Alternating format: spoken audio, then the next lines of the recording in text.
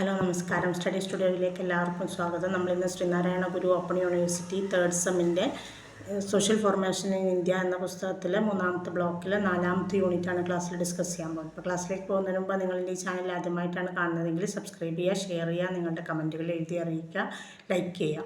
അതേപോലെ paid notes, മലയാളത്തിലുള്ള notes, paid notes ആവശ്യമുള്ളവരുണ്ടെന്നാണെങ്കിൽ മുൻ വീഡിയോസിലെ ഡിസ്ക്രിപ്ഷൻ ബോക്സിൽ ഞാൻ എൻ്റെ വാട്സപ്പ് നമ്പർ കൊടുത്തിരുന്നു. ആ നമ്പറിൽ നിങ്ങൾ ബന്ധപ്പെടുകയാണെങ്കിൽ അതിൻ്റെ ഡീറ്റെയിൽസ് തരാം. ഓക്കെ, അപ്പോൾ നമുക്ക് 4ാമത്തെ യൂണിറ്റിലേക്ക് പോകാം. 3ാമത്തെ ബ്ലോക്കിലെ 4ാമത്തെ യൂണിറ്റ് ടാക്സാഷൻ ആൻഡ് സോഷ്യൽ സ്ട്രാറ്റിഫിക്കേഷൻ എന്നുള്ളത്. അതിൽ നമുക്ക് ആദ്യം ഈ ഗാലിസ എന്ന സമ്പ്രദായത്തെക്കുറിച്ചാണ് പറഞ്ഞല്ലോ, പ്രധാനമായിട്ടുള്ളത് മാത്രം പറയാം. ഗാലിസ എന്ന സമ്പ്രദായത്തെക്കുറിച്ച് പറയുന്നത്, ഗാലിസ എന്നത് അറബിക് വാക്കായ ഗാലിസ് എന്നതിൽ നിന്നാണ് രൂപപ്പെട്ടത്. അതിൻ്റെ അർത്ഥം, അതായത് ഗാലിസ് എന്ന വാക്കിൻ്റെ അർത്ഥം ശുദ്ധമായത് അല്ലെങ്കിൽ സ്വച്ഛമായത് എന്നാണ്. ഗാലിസ സാധാരണയായിട്ട് ഇസ്ലാമിക ഭരണവ്യവസ്ഥകളിൽ ചരിത്രപരമായ പ്രസക്തി, മുഖ്യമായിട്ട് മുസ്ലിം കാലഘട്ടത്തിൽ ആണ് അതിൻ്റെ പ്രസക്തി ഉണ്ടായിരുന്നത്. പള്ളികൾ നിർമ്മിക്കൽ, വിദ്യാഭ്യാസ കേന്ദ്രങ്ങൾ സ്ഥാപിക്കൽ, ജനങ്ങൾക്ക് ഉപയോഗപ്രദമായ പൊതുയോഗങ്ങൾ നടത്താൻ തുടങ്ങിയ ആവശ്യങ്ങൾക്ക് വേണ്ടിയിട്ട് മുഗൾ ഭരണാധികാരികളുടെ കാലഘട്ടത്തിലാണ് ഇത് നടപ്പിലാക്കി തുടങ്ങിയത്. അവർ ഗാലിസ ഭൂമിയിലെ വരുമാനം ഭരണത്തിൻ്റെ ചെലവുകൾ നിറവേറ്റുന്നതിന് വേണ്ടി ഉപയോഗിക്കുകയും ചെയ്തിരുന്നു. ഇനി നമുക്കിതിലെ മുഗൾ അധികാരത്തിൻ്റെ ഏകീകരണത്തിനും പ്രാദേശിക ഭരണകൂടവുമായുള്ള അതിൻ്റെ ബന്ധത്തിനും നികുതി സമ്പ്രദായം എങ്ങനെയാണ് സഹായിച്ചത് എന്നുള്ളതാണ്. അപ്പം അവർ പറയുന്നത്, നികുതി സമ്പ്രദായം മുഗൾ സാമ്രാജ്യത്തിന് സ്ഥിരതയാർന്നൊരു വരുമാനം നൽകുകയും അത് സൈന്യവും ഭരണ സംവിധാനവും നിലനിർത്തുന്നതിന് ഉപയോഗിക്കുകയും ചെയ്തു. ഇത് കേന്ദ്രഭരണത്തിൻ്റെ സമഗ്രതയും ശക്തിയും നൽകുന്നതിന് ഉപയോഗപ്പെട്ടു. മൻസബ്ദാരികൾ പ്രാദേശിക തലത്തിൽ നികുതി സമാഹരണം നടത്തുകയും അത് കേന്ദ്രഭരണത്തിന് കൈമാറുകയും ചെയ്തു. മൻസബ്ദാർമാർക്ക് പ്രതിഫലമായിട്ടൊരു ഭൂപ്രദേശം നൽകിയിരുന്നു. അതിൽ നിന്ന് നികുതിയും ഒരു ഭാഗം സ്വന്തമാക്കാൻ അത് നികുതി പിരിക്കുകയും ആ നികുതിയിൽ നിന്നൊരു ഭാഗം സ്വന്തമാക്കാൻ മൻസബ്ദാർമാരെ അനുവദിക്കുകയും ചെയ്തിരുന്നു. അവർ പ്രാദേശിക തലത്തിൽ കേന്ദ്രീകൃത ഭരണത്തിൻ്റെ പ്രതിനിധികളായിട്ട് പ്രവർത്തിച്ചു. മൻസബ്ദാർമാർ. അതുപോലെ തന്നെ അവർ ജനങ്ങളുമായി നേരിട്ട് ഇടപെട്ടു. നികുതി വ്യവസ്ഥ കൃഷിയുമായി ബന്ധപ്പെട്ടിരുന്നു എന്നത് സമാധാനവും സമൃദ്ധിയും ഉറപ്പാക്കാൻ സഹായിച്ചു. കർഷകർ സർക്കാരിന് നികുതി നൽകുകയും അതിലൂടെ സാമൂഹിക സന്തുലിതാവസ്ഥ നിലനിർത്തുകയും ചെയ്തു. നികുതി സമ്പ്രദായം വഴി പ്രാദേശിക അനുശാസനങ്ങൾ ഏകീകൃതവും കൃത്യവുമായ രീതിയിൽ കൊണ്ടുപോകാനും മുഗൾ ഭരണാധികാരികളെ സഹായിച്ചു. നികുതി സമ്പ്രദായം മൂലം മുഗൾ ഭരണകൂടം ശുദ്ധമായ സാമ്പത്തിക ശക്തി നേടി. എന്നാൽ ജാഗീർദാരികളുടെ അതിപ്രാധാന്യം ചില സമയങ്ങളിലെങ്കിലും കേന്ദ്രഭരണത്തിന് വെല്ലുവിളികളും ആഭ്യന്തര സംഘർഷങ്ങളും ഒക്കെ ഉണ്ടാക്കുകയും ചെയ്തിട്ടുണ്ട്. ഇതിൽ ഗിയാസുദ്ദീൻ തുഗ്ലക്കിൻ്റെ കാർഷിക നയങ്ങൾ അലാവുദ്ദീൻ ഖിൽജിയുടെ നയങ്ങളിൽ നിന്ന് എങ്ങനെ വ്യത്യാസപ്പെട്ടിരുന്നു എന്നുള്ളതാണ്. അപ്പോൾ ആദ്യം നമ്മൾ അലാവുദ്ദീൻ ഖിൽജിയുടെ കാർഷിക നയങ്ങൾ നോക്കാം. അലാവുദ്ദീൻ ഖിൽജി കർഷകരിൽ നിന്ന് വരുമാനം വർദ്ധിപ്പിക്കാൻ കർശനമായ നികുതി വ്യവസ്ഥയാണ് നടപ്പിലാക്കിയത്. വിളയുടെ 50% പകുതി വരെ നികുതിയായിട്ട് ഈടാക്കുന്ന വ്യവസ്ഥകൾ അദ്ദേഹം സ്വീകരിച്ചു. പ്രാദേശിക മധ്യസ്ഥർ അഥവാ താലൂക്ക്ദാരികളെ ഇടപെടാൻ അനുവദിക്കാതെ സർക്കാർ നേരിട്ടുള്ള നിയന്ത്രണം അദ്ദേഹം സ്ഥാപിച്ചു. ഉയർന്ന നികുതി നിരക്കുകൾ കർഷകർക്ക് സാമ്പത്തികമായിട്ട് കടുത്ത ബുദ്ധിമുട്ടുകൾ സൃഷ്ടിക്കുകയും പ്രാദേശിക വിപണിയിൽ വിലക്കയറ്റം നിയന്ത്രിക്കുന്നതിനുള്ള നടപടികൾക്ക് തടസ്സമായി തീരുകയും ചെയ്തു. അലാവുദ്ദീൻ ഖിൽജി നികുതിയും വരുമാനവും വർദ്ധിപ്പിക്കുന്നതിന് വേണ്ടി കൂടുതൽ കടുത്ത നടപടികളാണ് സ്വീകരിച്ചിരുന്നത്. എന്നാൽ ഇത് കർഷകരുടെ ജീവിത നിലവാരത്തെ വളരെയധികം മോശമാക്കി. ഇനി ഗിയാസുദ്ദീൻ തുഗ്ലക്കിൻ്റെ കാർഷിക നയങ്ങൾ. ഗിയാസുദ്ദീൻ തുഗ്ലക്ക് അലാവുദ്ദീൻ്റെ കർശനമായ നികുതി സമ്പ്രദായത്തിൽ ഇളവ് വരുത്താൻ വേണ്ടി ശ്രമിച്ചു. വളരെ നല്ല വിളകളുണ്ടാകുന്ന സ്ഥലങ്ങളിൽ നികുതി 1/3 കുറയ്ക്കുകയും തുല്യതയാർന്ന നികുതി സമ്പ്രദായം നടപ്പിലാക്കുകയും ചെയ്തു.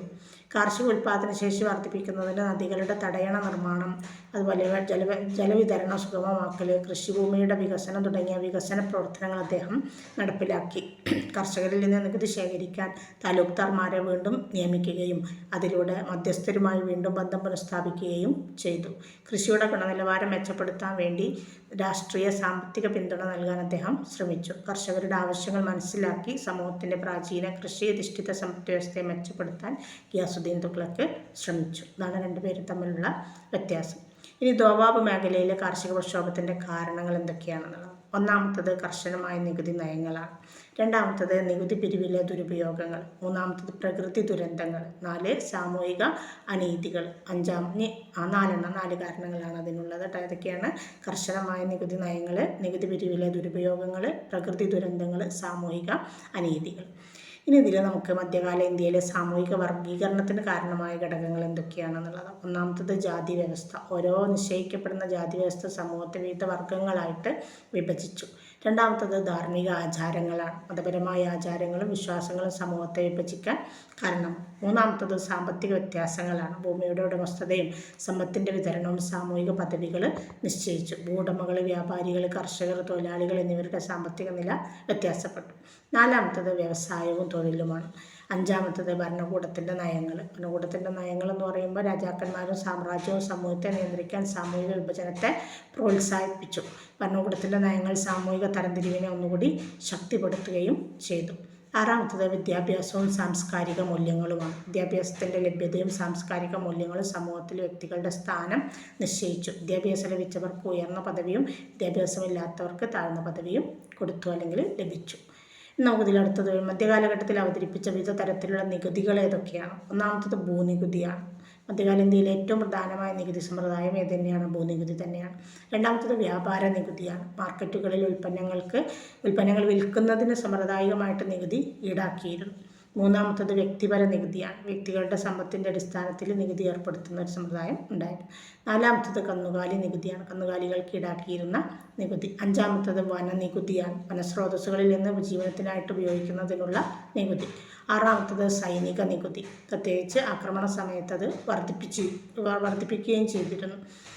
ഇനി ഏഴാമത്തത് ജലനികുതി. ജലസേചന പദ്ധതികൾക്കും തടാകങ്ങൾ, കുളങ്ങൾ തുടങ്ങിയ ഉപയോഗിക്കുന്നതിനുള്ള ചുമതലയും നികുതിയായിട്ട് ബന്ധപ്പെടുത്തിയിരുന്നു. എട്ടാമത്തത് മതനികുതിയാണ്. ചില മധ്യകാല രാജ്യങ്ങളിൽ മതചെലവുകൾക്ക് വേണ്ടി ജനങ്ങളിൽ നിന്ന് നികുതി ഈടാക്കിയിരുന്നു. ഇത് ക്ഷേത്രങ്ങൾ, പള്ളികൾ, മറ്റു മതസ്ഥാപനങ്ങൾ എന്നിവയുടെ സംരക്ഷണത്തിനും വികസനത്തിനും വേണ്ടി ഉപയോഗിക്കുകയും ചെയ്തു. അപ്പോൾ അങ്ങനെ അതിൽ കാര്യമായിട്ട് വരുന്ന എന്തൊക്കെയാണ്? അത് നമ്മൾ പറഞ്ഞത് എന്താണ്? ഗാലിസയെക്കുറിച്ചാണ്. നമ്മളോട് 2 മാർക്കിന് ചോദിക്കുന്ന ഒരു സംഭവമാണ്. പിന്നെ നമ്മളോട് ചോദിച്ചത് എന്താണ്? മുഗൾ അധികാരത്തിൻ്റെ ഏകീകരണത്തിനും പ്രാദേശിക ഭരണവുമായുള്ള അതിൻ്റെ ബന്ധത്തിനും നികുതി സമ്പ്രദായം എങ്ങനെയാണ് സഹായിച്ചതെന്ന് 5 മാർക്കിന് വരെ അത് ചോദിക്കാം. പിന്നെ ഗിയാസുദ്ദീൻ തുഗ്ലക്കിൻ്റെ കാർഷിക നയങ്ങളും അലാവുദ്ദീൻ ഖിൽജിയുടെ കാർഷിക നയങ്ങളും താരതമ്യം ചെയ്യാനാണ് പറഞ്ഞിട്ടുള്ളത് അല്ലേ. പിന്നെ ദവാബ് മേഖലയിലെ കാർഷിക പ്രക്ഷോഭത്തിൻ്റെ കാരണങ്ങളാണ്. അത് 2 മാർക്കിനാണെങ്കിൽ 4 കാരണങ്ങൾ മാത്രം എഴുതിയാൽ മതി. 5 മാർക്കിനാണെങ്കിൽ കാരണങ്ങളിൽ ചെറിയ വിശദീകരണങ്ങൾ കൂടി കൊടുത്ത് എഴുതാം. പിന്നെ മധ്യകാല ഇന്ത്യയിലെ സാമൂഹിക വർഗീകരണത്തിന് കാരണമായ ഘടകങ്ങൾ മാത്രം ചോദിച്ചാൽ 2 മാർക്കിനാണെങ്കിൽ ഘടകങ്ങൾ മാത്രം 6 ഘടകങ്ങൾ എഴുതിയാൽ മതി. 5 മാർക്കിനാണെങ്കിൽ ഓരോ ഘടകത്തിലും കുറേശ്ശെ വിശദീകരിച്ച് പറഞ്ഞ പോലെ എഴുതണം. പിന്നെ നമ്മളോട് നിന്ന് വരുന്നത് മധ്യകാലഘട്ടത്തിൽ അവതരിപ്പിച്ച വിവിധ തരത്തിലുള്ള നികുതി സമ്പ്രദായങ്ങളാണ്. അപ്പോൾ 8 തരം നികുതി സമ്പ്രദായങ്ങൾ നമ്മൾ പറഞ്ഞു. ഭൂനികുതി, വ്യാപാര നികുതി, വ്യക്തിപര നികുതി, കന്നുകാലി നികുതി, വനനികുതി, സൈനിക നികുതി, ജലനികുതി, അതുപോലെ തന്നെ മതനികുതി അല്ലേ. അങ്ങനെ 8 തരത്തിലുള്ള നികുതികൾ. അത് 2 മാർക്കിനാണെങ്കിൽ ആ നികുതികളുടെ പേര് പറയുക. അതല്ല 8 മാർക്കിനാണ് ചോദിക്കുന്നത് എങ്കിൽ നമ്മൾ എന്ത് ചെയ്യണം? അതിന് ചെറുതായിട്ടൊന്ന് വിശദീകരണം കൊടുത്തും കൊണ്ട് എഴുതാൻ വേണ്ടി ശ്രമിക്കാം. അപ്പോൾ അത്രയാണ് അവരപ്പം 3ാമത്തെ ബ്ലോക്ക് അതോടുകൂടി കഴിഞ്ഞു. ഇനി അടുത്തൊരു ബ്ലോക്കിൽ യൂണിറ്റുമായിട്ട് നമുക്ക് അടുത്തൊരു വീഡിയോയിൽ കാണാം. താങ്ക്സ്.